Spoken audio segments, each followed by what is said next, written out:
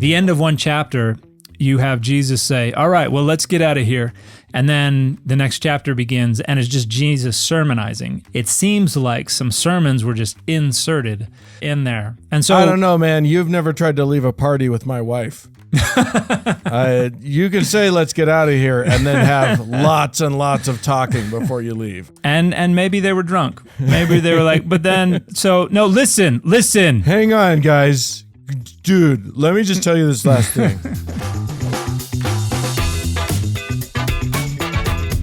Hey, everybody, I'm Dan McClellan. And I'm Dan Beecher.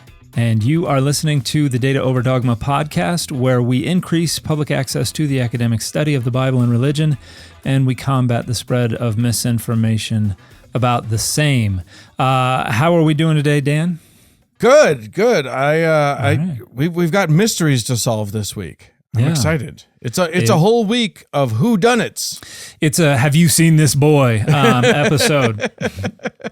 This is going to be good. We are going to figure out once and for all, sort it out. We are the answers that we come up with are final for who wrote what in the New Testament, because there is a lot of questions. Out there. Yep. This is a controversial topic. Every time I bring this up, I know that there are people on YouTube who are going to dedicate videos to why I'm a moron. So we're just going to lay those reasons out on the table right now. Yeah, absolutely. There will be no doubt regarding why I'm a moron after this episode. So and I'll be even more of a moron for just believing you. So this is great. That is the racket that we're getting away with here. Yeah, so, exactly. One day we'll even make money at it too. Yeah, we'll see about that. I'm not counting my horses. As the great poet said, today is not that day. All right, so we're starting off with the very opening of the New Testament. Mm-hmm. We're going with the Gospels. The Gospels, and these Gospels are named Matthew, Mark, Luke, and John, ostensibly after their presumed authors, but we've talked about this a little bit before on the show. Mm-hmm. That's probably not right. Probably not. All right. Well, walk us through. Why are we saying that Matthew, Mark, Luke, and John are probably not the authors of these texts? Well, there are a handful of reasons. We got some internal and we got some external things to consider. First thing, and something came in my head. It was like, think of people you know named Matthew, Mark, Luke, and John. Were these people running around in first century CE? I get that question a lot. Were these people really named Matthew, Mark, Luke, and John?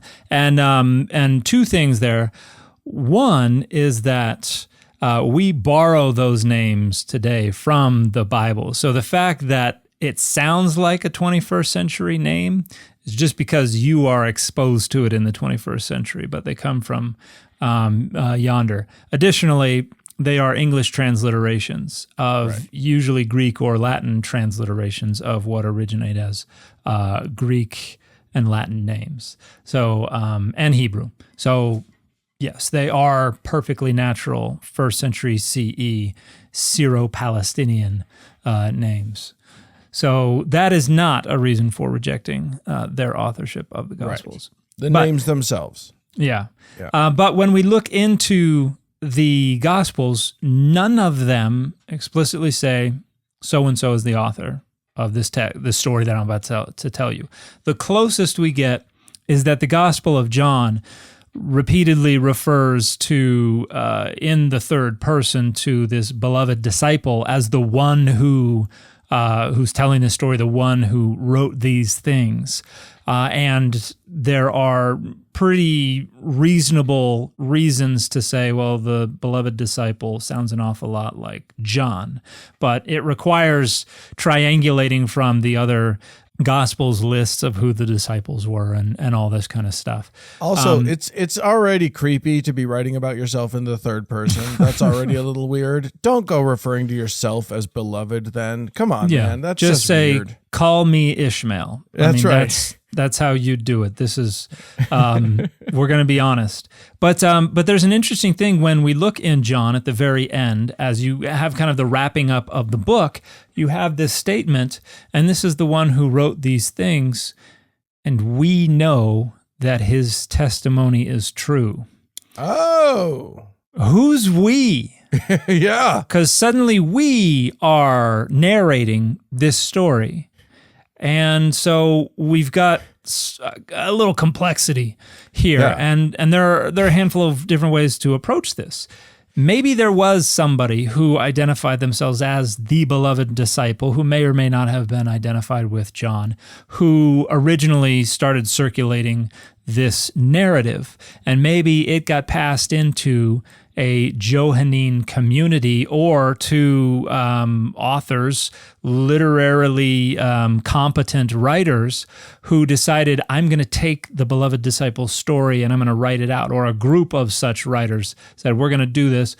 Or the beloved disciple or a scribe on the beloved disciple's part wrote out the Gospel of John, and then it was edited by a group, maybe a community dedicated to this telling of the gospel story, a Johannine community or group of authors or something like that. And they're just providing this little final note at the end. We don't have an indication of when the we breaks in and when the beloved disciple is speaking. So, but the long and the short of the claim of the end of the book is everything was written by the beloved disciple except this part. This is the part about that part. Yes, this is not the greatest story ever told. Right. This is this is a tribute. This is a tribute. That's right. And so it gets a little complex, and there are reasons to think that there are multiple editorial layers in the Gospel of John as well. In addition to somebody sneaking in and saying, yeah, we know that it's true, we have some narrative incongruities. Like you have, there's a part, I forget exactly which chapter, but they're in Jerusalem and there's sermonizing going on, and then it says, so they crossed over to the other side of the Sea of Galilee. That's on the other side of the country. And so it kind of leaps. There's a big leap. They did not say Jesus walked all the way back up to the Galilee and was on one side of the Sea of Galilee. So either some stories got put together or some stories got taken out, leaving this kind of incongruity.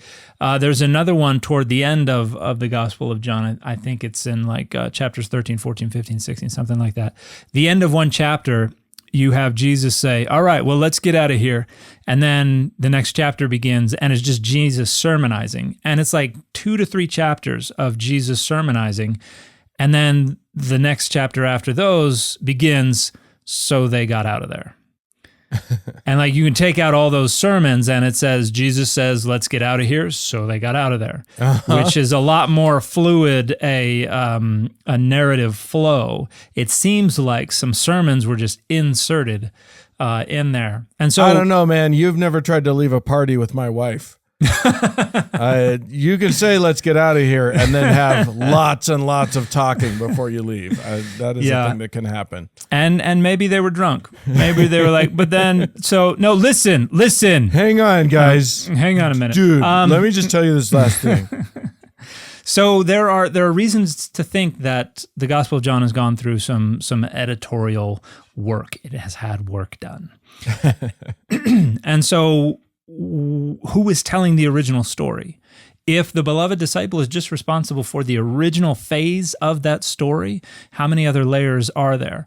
And can we say for sure that this beloved disciple was the Apostle John? So John is probably the closest we get to something where we can make a reasonable triangulation of a name for an author, but we also have indications that that author is definitely not responsible for everything in John, and we don't have a good idea of how much any such author is responsible for. Now, when we get to Matthew, Mark, and Luke, the only one who, the Gospel of Matthew is the only one that is identified with an actual disciple of Jesus. So that's the only one that has any kind of claim to having been eyewitness testimony. But we don't have any identification of the author as Matthew. And we'll get in a little bit down the road into why that authorship may have been assigned. And then when it comes to Mark and Luke, Mark was not an apostle. Luke was not an apostle. Luke explicitly is saying, I did research, I gathered stories, and so that it is explicitly second to third hand. But again, no one is saying, this is my name. Right. The earliest designation of these four Gospels as having been written by Matthew, Mark, Luke, and John, as we know those figures today, comes around 175, 180 CE. So probably a full century after they were originally written. And we get this early Christian author, one of the most important early Christian authors, Irenaeus of Lyon. Don't say lions or everyone will come after you in the comments section. That's a lesson I learned the hard way. Because you got to curate when you're going to go with a more authentic pronunciation of non-English names and when you're not. Yeah. And between Irenaeus and whenever these texts were composed, we have a few different ways that the Gospels are referred to. Our earliest attestation of the texts that we now know as the four Gospels don't group them together into individual Gospels and don't name them. They don't assign authorship to them. We have quotations, and they're also bleeding into each other. Like some of the quotations don't exactly match. They could be from Mark, they could be from Matthew, or maybe that's probably from Matthew, but there's a little Markish thing over here. And then other times they fit exactly what we now have. But no one ever says this is from this gospel, or no one says this is from a gospel. When we get to the second quarter of the second century CE, so between 125 and 150, we have references to the memoirs of the apostles. We have kind of generic references to the whole group of texts that are sometimes referred to as gospels, but we don't have authorship assigned to them. And one of the things that this is likely indicating is that there's not a lot of importance assigned to who authored them. It's not until an early Christian author named Papias, who, by the way, was not an incredibly important early Christian author. In fact, folks like Eusebius of Caesarea, who's responsible for the document called Church History from the 4th century CE, describe Papias as kind of a moron. Like, they did not think this dude knew what he was talking about, except for two things that Papias said, and exactly two things that Papias said. One, he said somebody named Mark wrote a gospel, and somebody named Matthew wrote a gospel. And I'm going to read you the entirety of what Papias said. This is the statement about Mark.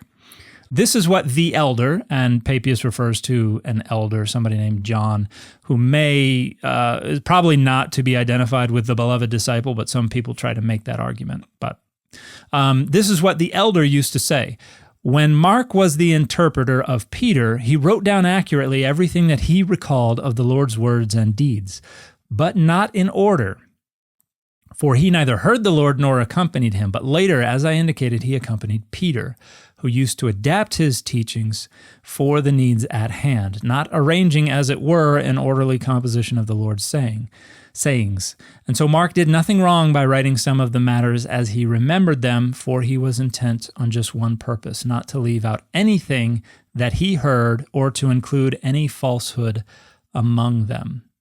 So the description of whatever text this is that somebody named Mark wrote is kind of a sayings gospel, but there are some deeds in there as well, but it is not written in order, which has led people who have tried to interpret this text to indicate that it does not follow a very rational narrative trajectory that we would find in most of the accounts of Jesus's life. Trying to identify this with what we now have as the Gospel of Mark doesn't make sense. Okay. Because the Gospel of Mark as we have it now is in order. at least as far as we can tell. There's nothing that is clearly out of order. The synoptic gospels, Matthew, Mark, and Luke, follow a very, very similar order. This is basically a one-ish year ministry that starts in the Galilee, ends up in Jerusalem. Everything is in an order. John is the one who kind of mixes it up with a 3-year ministry, and there's going back and forth. And so John is kind of out of order, but Mark is not. Yeah. Now, here's what Papias says about Matthew. And so Matthew composed the sayings in the Hebrew tongue, and each one interpreted them to the best of his ability. That's it. So according to Papias, Matthew 1 was originally written in Hebrew, and 2 was just sayings. Now, we have examples of sayings gospels, like the Gospel of Thomas is known as a sayings gospel because there's not a narrative framework around the sayings. It's just a collection of a list of sayings, literally utterance 1, utterance 2, utterance 3. And so that's known as a sayings gospel. And a lot of scholars believe that there was some kind of sayings gospel that functioned as the source for the gospel authors, Matthew, Mark, Luke, and John. Matthew is not a sayings gospel, period. Additionally, it was not originally written in Hebrew. It was originally composed in Greek, and there are a number of different indicators of that. And so you can't really identify what Papias is saying here with the Gospel of Matthew as we have it today. And so scholars would say, as evidence for Matthean or Markan authorship of the Gospels of Matthew and Mark as we have them today, Papias is not strong evidence. Right. Because Papias seems to be referring to 2 totally different texts. Yeah, the description of these texts do not match the description, or do not match what we have today as the Gospels of Matthew and Mark. He was just talking about a different Matthew and Mark. It was just 2 different guys. Or there were a number of different texts in circulation, and somebody was like, yeah, that was this dude named Mark wrote that.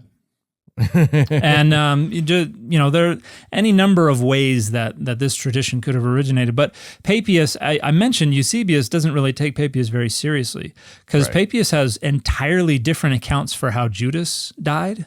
For instance, he says Judas swelled up to the side of a house. Oh yeah, I remember that. I remember us talking about that. Yeah, and got stuck in the road and got run over by a wagon or something like that, and that's how he died. And I hate when that happens. He popped and spewed stuff everywhere, and then it stinks down to this very day over a century later. And that has nothing to do with either account from the book of Acts or the book of Matthew. And then Papias makes a bunch of other outlandish claims as well that have no relationship to what we have in the New Testament. And so when you look at the totality of Papias's claims about early Christianity, all of them are just dismissed except for these 2 statements. And it's very clear why these 2 statements are accepted is because they function as evidence for the Matthean and the Markan authorship of these 2 Gospels. If you just overlook the fact that whatever Papias is describing does not match the Gospels of Matthew Other and than Mark. the fact that it doesn't make any sense, it's very good evidence. It makes perfect sense. Yeah. And so I don't think that works as evidence of authorship. Now, there's another interesting thing to consider. The Gospel manuscripts that we have, the earliest we have are 2nd, 3rd century. And we now call them the Gospel according to Matthew and Mark and Luke and John because those titles are in the manuscripts. But something interesting happens as you go back earlier in time into the 3rd and 2nd century CE. The titles occur in different parts of the manuscripts. Sometimes they're at the end, sometimes they're at the beginning. It is not consistent. And you get to a point where you don't have the first page or a page with a title preserved in the manuscripts, like our earliest fragments. The fragment from the Gospel of John that is a little credit card sized fragment that may date to as early as around 125 CE. We don't have Gospel of John written anywhere on there. So we can't get back any earlier than in time than Irenaeus's identification of these Gospels in the manuscripts to find if they had authorship assigned in the manuscripts. But the fact that the titles are kind of mobile, they're occurring in different parts of the manuscripts, is indicative that this is not something original to the manuscript. This is something a scribe is adding. This is supplemental information, because if a scribe inherits a manuscript that has a clear title, they're not going to screw around with where that title is. So the mobility of the title is indicative that the title is supplementary information that a scribe is providing rather than something that is being faithfully copied from pre-existing manuscripts. That makes sense to me. It does make sense. Now, it's obviously not determinative in and Right. of itself, but I think from a text critical point of view, if we're going to be critical about this, it makes sense that this is something that seems like it's added in later. So we don't have direct external evidence that the earliest manuscripts did not have these titles with authors attributed.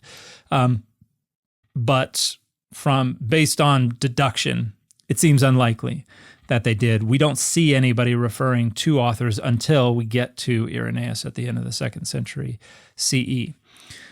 Now, another consideration is that we can explain how someone might come up with Matthew, Mark, Luke, and John as the 4 names of the gospel authors, because the most prominent disciples of Jesus were James, John, Peter, and Paul. So those don't match Matthew, No. Mark, Luke, and John. But here are some reasons that you need to replace some of these. So we're gonna the beloved disciple is the closest to identifiable with one of those 4.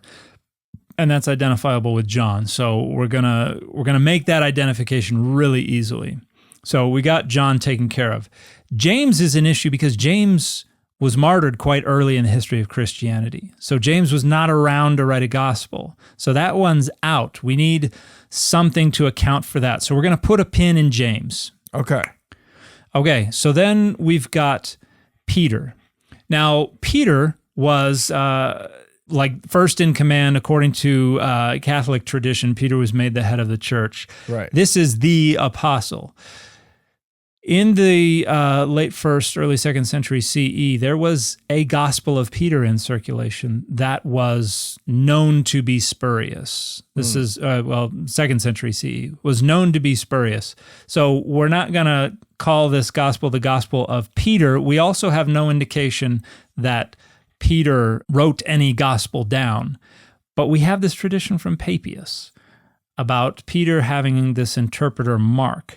And so we can represent Peter's gospel by attributing its authorship to Mark.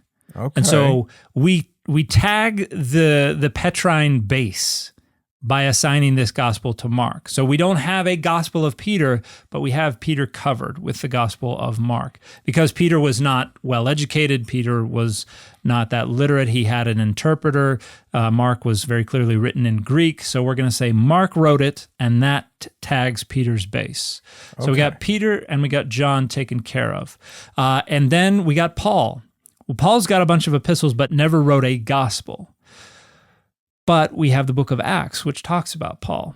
And in the book of Acts, Paul has a travel companion who is named Luke.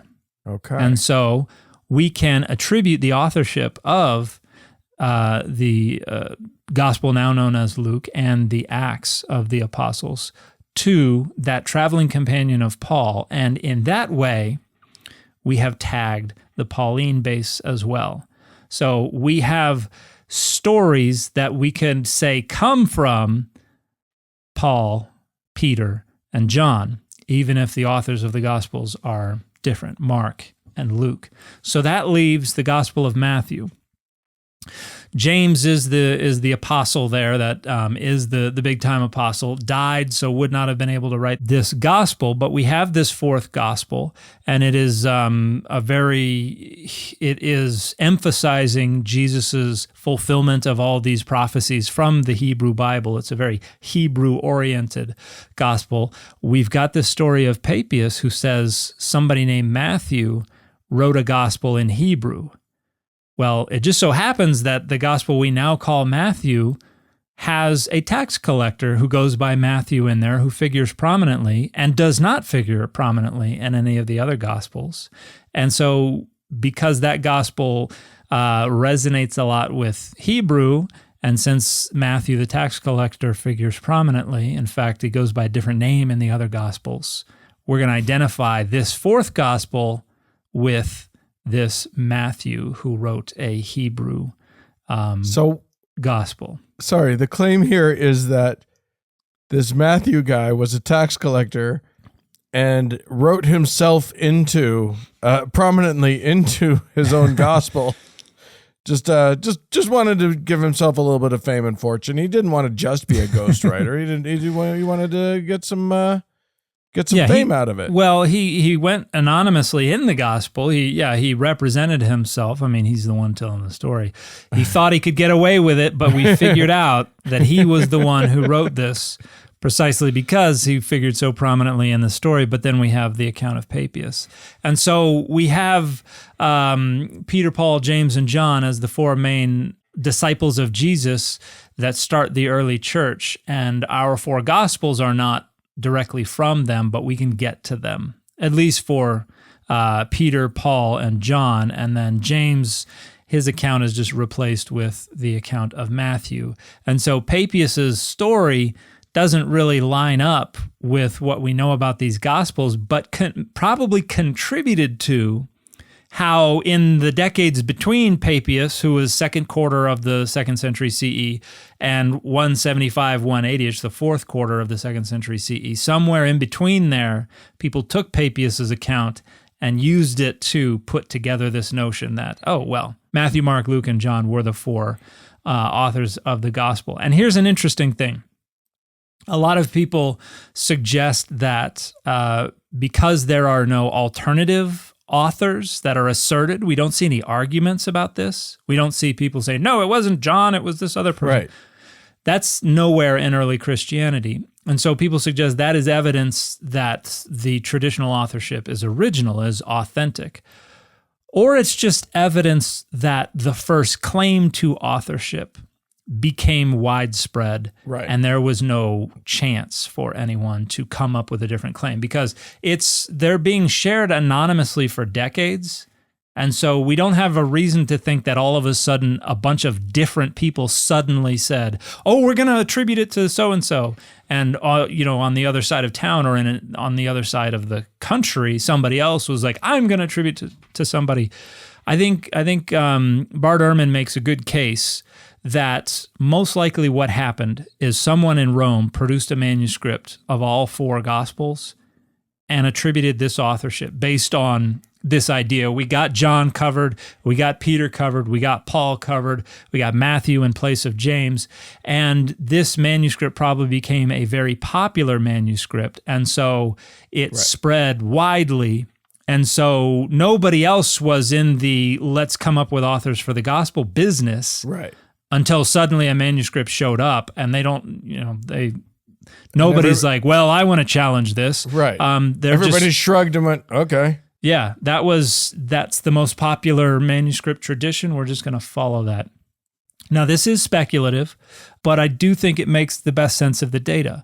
When we look at what's going on in early Christianity, when we look at how people are referring to the Gospels, when we consider how manuscripts are transmitted and disseminated throughout the world, when we consider all these things, I think that makes the best sense of the data. The notion that the traditional authors were known from the very start and that the Gospels all circulated with those names on them, that's not really supported by the data. It doesn't. There's no reason to think that people are just like, oh, I see the author's name. I'm just going to refer to this as the Memoirs of the Apostles. I'm not going to distinguish one gospel from another. I'm not going to assign authorship, until one day they were just like, you know what, we need to just start referring to these by the authors that have been, on the front page ever since the beginning. That doesn't really make much sense. So I think a critical, careful consideration of the data would suggest that they were written anonymously. No authorship was assigned to them in the earliest decades of their transmission. And then in the mid-2nd century CE, you begin to have Matthew, Mark, and by 180, by the time of Irenaeus, someone has decided we're just going to put these authors' names down in a manuscript that became very influential in the spread of the Gospels. And so that's the tradition that Irenaeus has. That's the tradition that Irenaeus publishes. And by that time, it's too late for anybody to try to come up with an alternative tradition. Right. Can I admit something silly? I'll think about it. Look, I am not someone who has. I've never read the Bible cover to cover. And I intend to at some point. I probably should have done it before the show, but I haven't. And it's a big commitment. Yeah, it's a big book. It's a big and difficult book. But I also, it just hadn't occurred to me that Matthew, Mark, and Luke are not beloved characters from, they're not disciples. They're not. There's no stories about them in these books. That hadn't occurred to me that they're just authors or attributed authors. Yeah, we don't really have. So Luke is a traveling companion of Paul in the Acts, and then Matthew is the tax collector. That's the name given to the tax collector in the Gospel of Matthew. But Mark is not a character who says or does anything anywhere. And so, their authorship of the Gospels is their entire claim to fame, really. Interesting. Yeah. That's nuts. Okay. Yeah. So there we go. That's the first 4 books of the Bible. And then one dude claims to have written a lot of the New Testament. Yeah. So let's jump to Paul, and further our whodunit, with the epistles. Yes, the plot thickens with the Pauline epistles. Now, as most people find them in contemporary Christian Bibles, if you look in the King James Version, if you look in any modern Bible, you're going to find them in a specific order. And it's not when we think they were written; it is the length of the epistle. Really? Yeah. So Romans is first because it's the longest. And then the ones that have more than one edition, so you've got 1 Corinthians, 2 Corinthians, 1 Thessalonians, 1 Timothy, 2 Timothy. Those, it is the length of the first one that is determinative on where it falls, but they stay together. Sure. So you've got Romans is the longest, 1 Corinthians is the second longest, Galatians, Ephesians, Philippians, Colossians, 1 Thessalonians, 2 Thessalonians, Timothy, Titus, Philemon, and then at the very end, it's actually longer than most of the epistles that comes before it, but we have Hebrews, which is definitely not written by Paul. There are some very traditional folks who might try to make the argument that Paul wrote it, but no scholars really accept that. But it is tacked on at the end because it's authentic. It is kind of grouped with the Pauline epistles, but its authenticity was doubted even when they were putting this together. And so they were like, we're just going to put it at the end. That one's at the back. Bringing up the rear, but there were still important things in the epistle to the Hebrews according to the early Christians, and so they didn't want to get rid of it. So they were just like, just put it in the back, and we'll pretend that Paul wrote it. And I assume we're going to get into why we think that it's not written by Paul. We can. Yeah.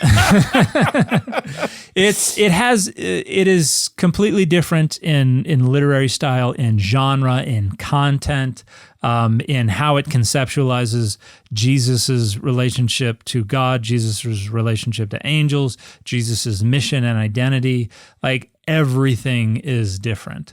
Wow. But it does say some things that were critical for the formation of early Christology and the early church, and so they just didn't want to let it go. Right.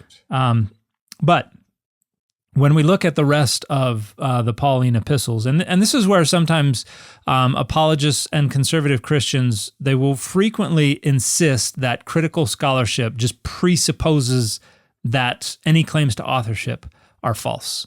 And that's simply not true, because critical scholarship agrees that at least 7 of the Pauline epistles were written by Paul or were dictated to a scribe by Paul. Okay. And so according to a critical approach, we confirm, or at least to the degree that we are able to, we confirm and agree that Paul was the author of these things. So the notion that critical scholars approach a text convinced or presupposing that the claimed author was not the author is simply false. Now, the 7 Pauline epistles that are considered authentic or genuine are First Thessalonians, 1 Corinthians, and 2 Corinthians, Galatians, Romans, Philippians, and Philemon. Now, we have 2 other types of Pauline epistles. We have Pauline epistles that are called disputed, and then we have Pauline epistles that are called spurious. Oh. The disputed ones are where scholars are kind of in disagreement. There's not a clear consensus. On the more critical side, you will have scholars who reject Pauline authorship.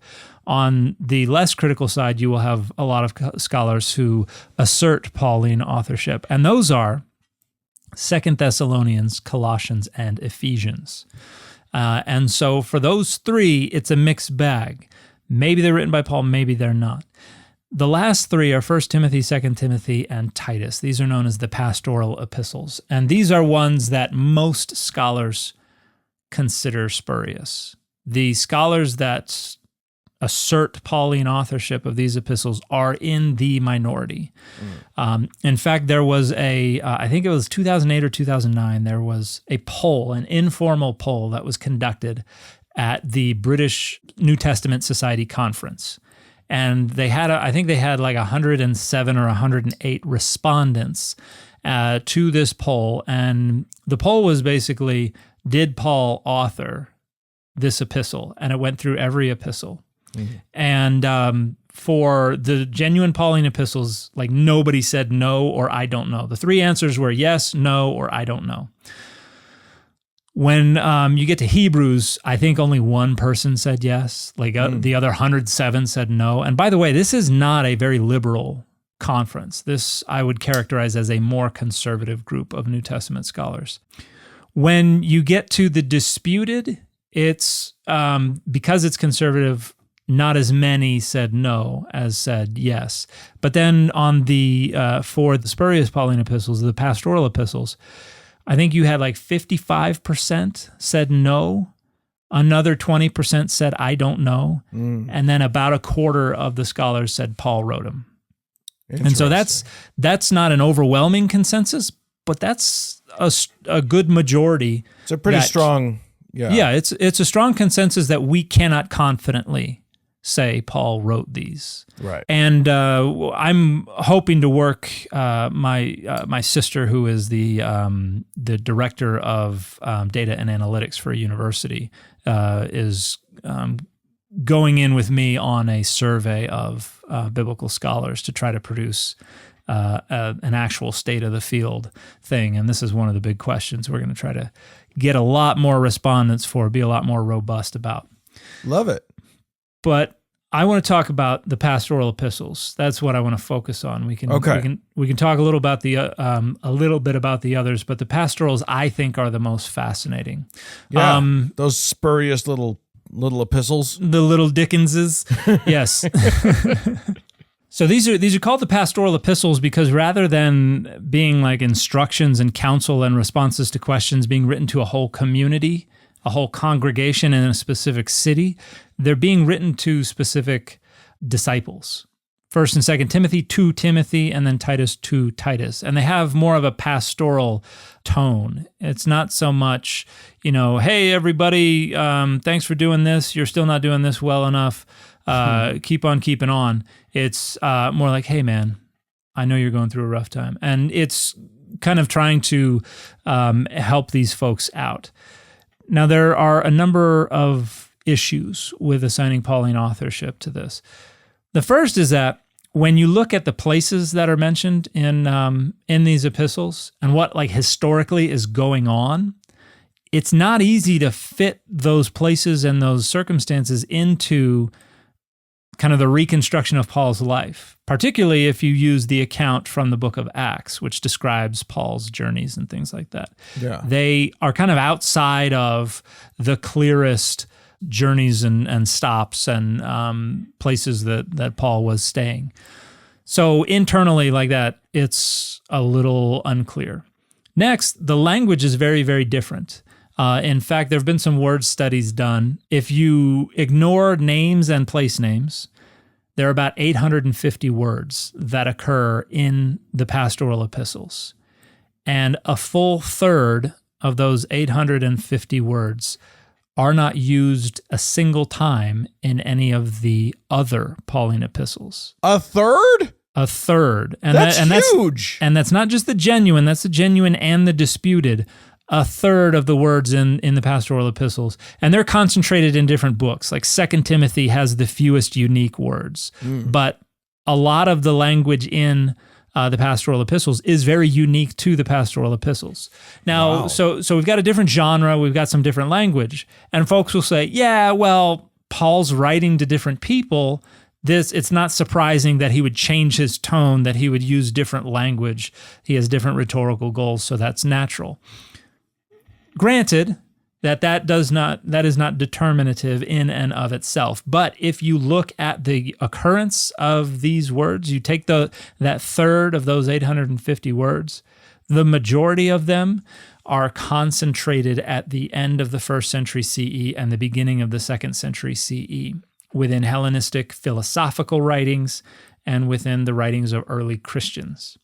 And so Paul is living in the 50s and 60s CE. These words that are unique to the pastoral epistles are also far more common after Paul's death than during Paul's life. They also are focused on the administration of a church institutional structure. So we're talking about the office of a bishop and the office of a deacon, and we're talking about the long-term life of the church as an institution, which is odd for Paul, who never talked about these things and always talked about how the time is short, Jesus is coming back, stay in the circumstances in which you were found when you were called by God, because, again, the time is short.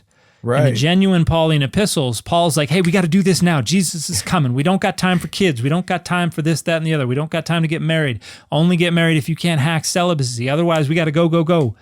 And then suddenly we get to 1st and 2nd Timothy and Titus, and it's like, hey, if you want to become a bishop, here are the things that you're going to have to think about, and here's how you're going to have to behave in the long term. Yeah, let's talk about long-term goals. Yeah. Let's talk about... This is an HR meeting that we are sitting down in with the pastoral epistles, which is completely alien to the rushed state of Paul in the genuine Pauline epistles. Now, again, people say, well, later in life, he could have been like, doesn't look like Jesus is coming back.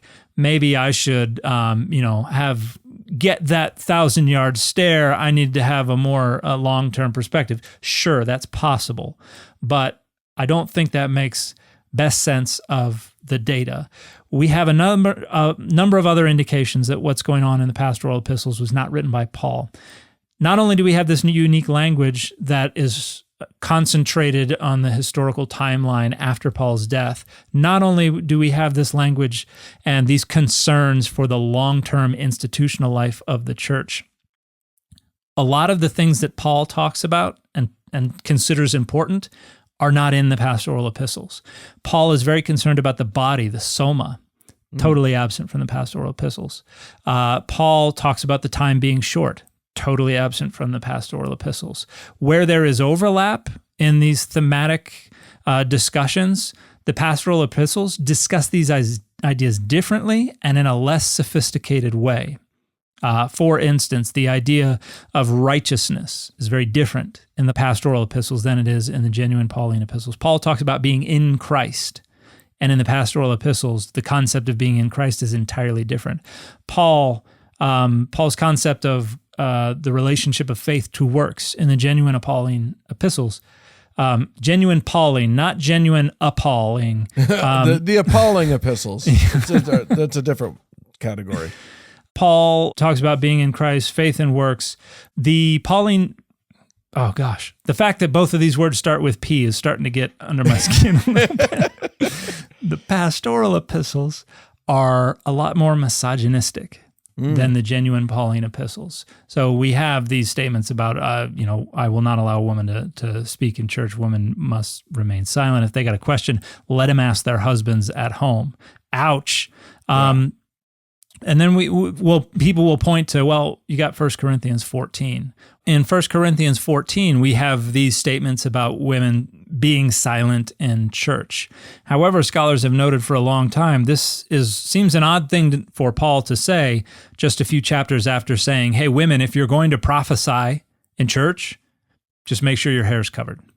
Right. So it seems like an odd thing to say, and it also seems to disrupt the logical continuity of the rest of chapter 14. And so a lot of critical scholars will say, this seems an awful lot like an interpolation, probably from somebody writing at a later time period where we have the more misogynistic pastoral approach to women speaking in church. So all of these things combine to convince the majority of scholars, not all scholars, but the majority of scholars, and an even stronger majority of critical scholars, that the pastoral epistles were not written by Paul, but were written decades after his death by someone writing in Paul's name in an effort to arrogate to their epistles that kind of authority over the church. And when we look at the early church, there's not a ton of external evidence, but we do have some evidence that there were early Christians who raised doubts about the authenticity of the pastoral epistles. For instance, there's a very early, I think it's P46, I may be mistaken, but there's a Chester Beatty papyrus manuscript that contains all of the Pauline epistles. It is the earliest witness to the Pauline corpus. Pastoral epistles are not in there. Codex Vaticanus, one of our most important uncial manuscripts from the mid to late 4th century CE. Sinaiticus and Vaticanus are probably our two best uncial manuscripts, which contain the entire Bible, the Septuagint, as well as the New Testament. Pastoral epistles omitted from there. According to some writers, Tatian, who was an early Christian who put together a harmony of the Gospels known as the Diatessaron, rejected the authenticity of 1st and 2nd Timothy, but accepted the authenticity of Titus. And then we've got a dude named Marcion, who is widely condemned as a heretic from the 2nd century CE. Marcion was making the case that the Old Testament needs to be abandoned entirely, and we should really just stick with Luke and the Pauline epistles. That's really the core of Marcion's gospel. And it's likely that Marcion's argument is what ginned up concern for preserving the Hebrew Bible. And Marcion omits the pastoral epistles. Paul is like his man. Yeah. All that matters is Luke and Paul, and even he doesn't think the pastoral epistles are genuine. Now, most people are going to say, well, he's a heretic, doesn't matter what he said. Great, that's fair.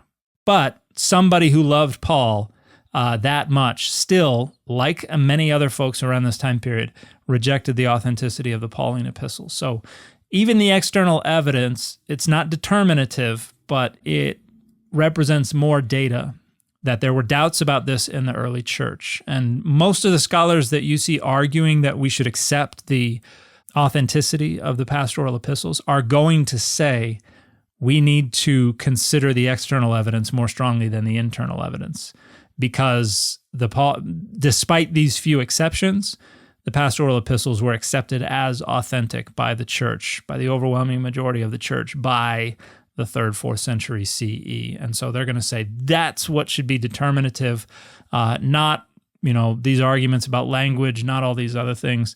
And there are scholars who have done linguistic analysis to say, well, if we look at these features of language, the differences between the pastoral epistles and the genuine Pauline epistles are not as big as people have made them out to be, which, we still have a lot of research to do in that field, but there are limits to that kind of research. And so overwhelmingly, if you approach this from a critical point of view, it seems very likely that these epistles were not written until well after Paul was dead.